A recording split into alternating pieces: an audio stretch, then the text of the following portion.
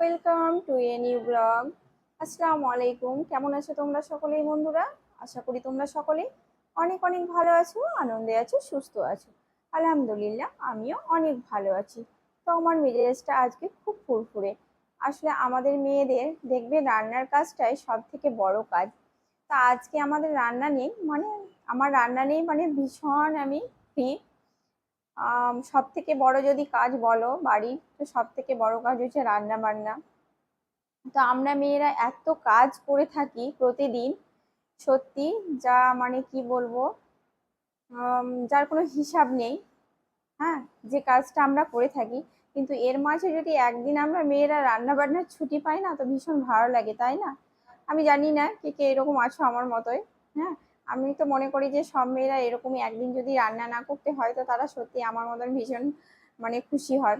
তো আজকে আমি ভীষণ খুশি, আজকে আমার রান্না বান্না নেই, তাই আমি বসে পড়েছি তোমাদের সঙ্গে একটু গল্প করতে। তো আজকে তো রান্না বান্না নেই, তো রান্না বান্না কেন নেই তোমাদের একটুখানি বলি। আসলে রান্না বান্না নেই মানে আমার বাড়ির কেউ রান্না বান্না করছে সেটা নয়। হ্যাঁ, রান্না বান্না তো আমিই করে থাকি। আসলে আজকে রান্না বান্না নেই বলতে, আমার সামনে বাড়ির এক ভাবির মেয়ের বিয়ে আছে, তো সেখানে নিমন্ত্রণ আছে, তাই আজ আমার রান্না বান্না নেই। তো আমি ভীষণ খুশি, তাই আমি ফুরফুরে মেজাজে বসে পড়েছি তোমাদের সঙ্গে গল্প করব বলে।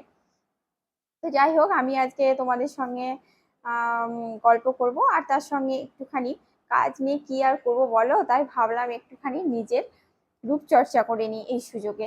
তাই আমি এখন বসে পড়েছি এই যে বাটি নিয়ে। তো এখানে আমি একটুখানি নিজের মুখের জন্য একটি ফেসিয়াল তৈরি করে নেব, সেটা দিয়ে আমি এখন মুখ মানে রূপচর্চা করব। তো এখানে আমি নিয়ে নিয়েছি সবকিছু, দেখো আমি কিভাবে আজকে আমি নিজের রূপচর্চা করে থাকি। আমি কিন্তু বাইরের কোনো জিনিস দিয়ে নিজের রূপচর্চা করি না, আমি সবসময় বাড়ির জিনিস দিয়েই, ঘরে থাকা আমার রান্নাঘরে থাকা জিনিসপত্র দিয়েই কিন্তু রূপচর্চা করে থাকি। তাতে কিন্তু আমার স্কিনটা দেখো কত সুন্দর, মানে খুব সুন্দর গ্লো আসে, আর একদম ক্লিন, নিট অ্যান্ড ক্লিন। তো আমি এখন যেটা দিয়ে নিজের রূপচর্চাটা করব সেটাই তোমাদেরকে দেখিয়ে ফেলি, এটা অবশ্যই বাড়ির জিনিস দিয়ে করব। তো চলো দেখে নাও আমি কিভাবে আমার নিজের রূপচর্চা করে থাকি। তো এই যে আমি একটা প্রথমে বাটি নিয়ে নিয়েছি, তারপর আমি দেখাচ্ছি ঠিক কি করি। তো এখানে আমি একটা কাচের বাটি নিয়ে নিয়েছি, আর সঙ্গে নিয়ে নেব এখানে আমি একটুখানি টক দই। তো এই টক দইটা কিন্তু আমি নিজে ঘরে বানিয়েছিলাম। আমি প্রতিদিন টক দই বানিয়ে থাকি সবার জন্য। আসলে টক দই আমাদের স্কিনের জন্য ভীষণ উপকারী, যতটা খাওয়ার জন্য উপকারী শরীরের জন্য, ঠিক ততটা স্কিনের জন্য উপকারী। তাই এখানে আমি টক দইটা আমি প্রতিদিন সবার জন্য বানিয়ে থাকি। সেই টক দই থেকে একটুখানি টক দই রেখে দিয়েছিলাম। তো সেই টক দই দিয়ে এখন আমি আমার নিজের রূপচর্চা করব। তো এখানে আমি টক দই নিয়ে নিলাম, আর দিয়ে দেবো আমি চালের গুঁড়ো। এটাও অবশ্যই বাড়িতে থাকাই জিনিস, এই যে চালের গুঁড়ো দিয়ে দিচ্ছি। চালের গুঁড়ো দিয়ে দিলাম, এবার সুন্দর করে দুটোকে মিশিয়ে একটা স্মুথ পেস্ট বানিয়ে নেব।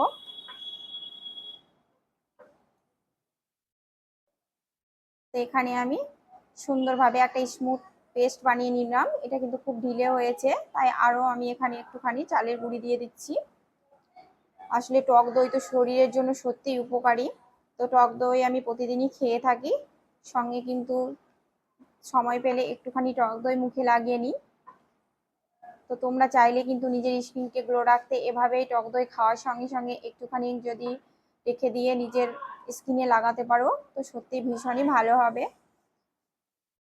তো এখানে আমি আরো একটুখানি চালের গুঁড়ি দিয়ে দিচ্ছি, দিয়ে এটাকে সুন্দরভাবে বানিয়ে নেব।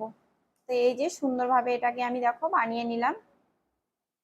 দেখতেই পাচ্ছ এটা খুব ঢিলেও হয়নি, আবার খুব টাইটও হয়নি। তো এটাকে সুন্দরভাবে আমি বানিয়ে নিলাম টক দই দিয়ে। তারপর এটাকে আমি আমার নিজের স্কিনে লাগাবো।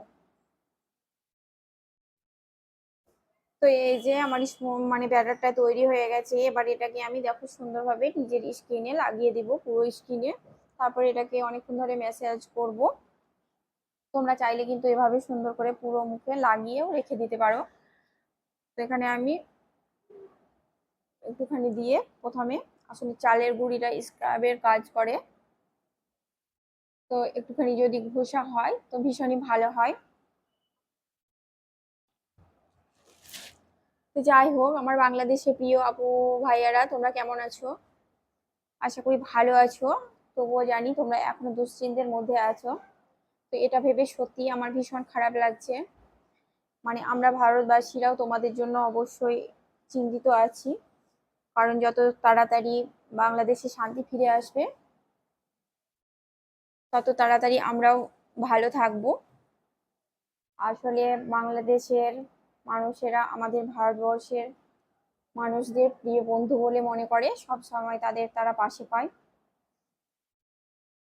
সেই সূত্রে আমি বলবো যে আমাদেরকে যারা বন্ধু ভাবে, তাদের জন্য আমি দোয়া করব যেন সবকিছু খুব তাড়াতাড়ি আল্লাহ পাক ঠিক করে দেয়, আর তারা যেন চিন্তা থেকে একটুখানি মুক্ত পায়। আমি বাংলাদেশের প্রত্যেকটা পোস্ট দেখি। তো সত্যি কথা বলতে, প্রত্যেকটা পোস্ট যখন দেখি গাটা একদমই শিউরে ওঠে, খুব খারাপ লাগে। কারণ বাংলাদেশে কয়েকদিন ধরে যে বাজে অবস্থা ছিল, সেটা দেখলে প্রচন্ড কষ্ট হচ্ছিল, খারাপ লাগছিল। কারণ বাংলাদেশের প্রিয় প্রিয় আপু ভাইয়ারা এখন আমার পরিবারের সদস্য, পরিবারে একজন বলেই মনে করি আমি তাদেরকে। তারা সবসময় আমার পাশে থাকে, আমাকে ভালোবাসে, আমাকে সাপোর্ট করে যায়। তো তাদের জন্য তো আমার মন খারাপ হওয়াটাই খুবই স্বাভাবিক। তো আমরা ভারতবাসীরা ভালো থেকেও কিন্তু ভালো নেই, কারণ বাংলাদেশ আমাদের প্রতিবেশী রাষ্ট্র। তারা যদি ভালো না থাকে তাহলে আমরা কি করে ভালো থাকি? কারণ তারা সবসময় আমাদেরকে বন্ধু বলে মনে করে। তাই তাদের জন্য আমার দোয়া রইল সবার জন্য। আর সত্যি কথা বলতে, যখন মোবাইলে সব পোস্টগুলো দেখি না, অটোমেটিক খুবই মনটা খারাপ হয়ে যায়। কারণ হচ্ছে যে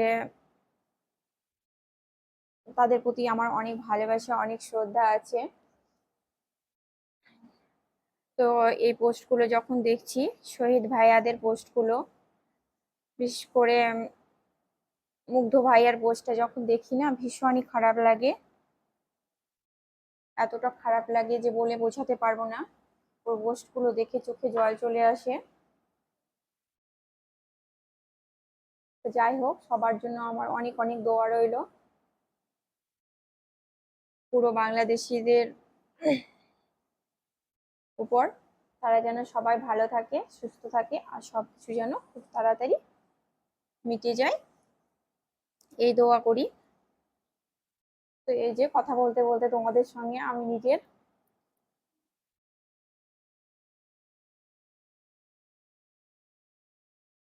ফেসিয়ালটাও একটুখানি করে নিলাম। তো তোমরা চাইলে কিন্তু এভাবে ঘুষে ঘুষেও করতে পারো, আবার চাইলে কিন্তু তোমরা অনেকক্ষণ লাগিয়েও রাখতে পারো। তো এখানে আমি খানিকটা ঘুষে ঘুষেও নিলাম। তারপর আমি বেশ খানিকটা এভাবে লাগিয়ে 1 ঘন্টার মতো স্কিনের উপর রেখে দেবো। তারপর কিন্তু আমি এটাকে ধুয়ে ফেলবো। তারপর দেখবে আমার স্কিনটা কতটা সুন্দর গ্লো আর চকচকে আসে। তো তোমরা চাইলে কিন্তু এভাবে ট্রাই করে দেখতে পারো, ভীষণ ভালো লাগবে। কারণ ব্যস্ত আপুদের জন্য আমি বলবো, বিভিন্ন আপুরা, আমার ব্যস্ত আপুরা যারা বাড়ির বাইরে যাও না, খুব কম যাও, যাদের সময় নেই, তারা কিন্তু এভাবে একবার ট্রাই করে দেখতে পারো। বাড়ির জিনিসপত্র দিয়ে দেখবে ভীষণই ভালো লাগবে। তো যাই হোক, এটা আমি 1 ঘন্টা রেখে দেবো। 1 ঘন্টা রাখার পর কিন্তু আমি এটাকে ধুয়ে ফেলবো। তো আমার ভিডিওটি কেমন লাগলো তোমরা অবশ্যই কমেন্ট বক্সে জানিও। আর ভালো লাগলে আমার চ্যানেলটিকে লাইক, শেয়ার ও কমেন্ট, সাবস্ক্রাইব করে পাশে থেকো। সবাই অনেক অনেক ভালো থেকো, সুস্থ থেকো। দেখা হচ্ছে তোমাদের সঙ্গে নেক্সট ব্লগে। আল্লাহ হাফেজ।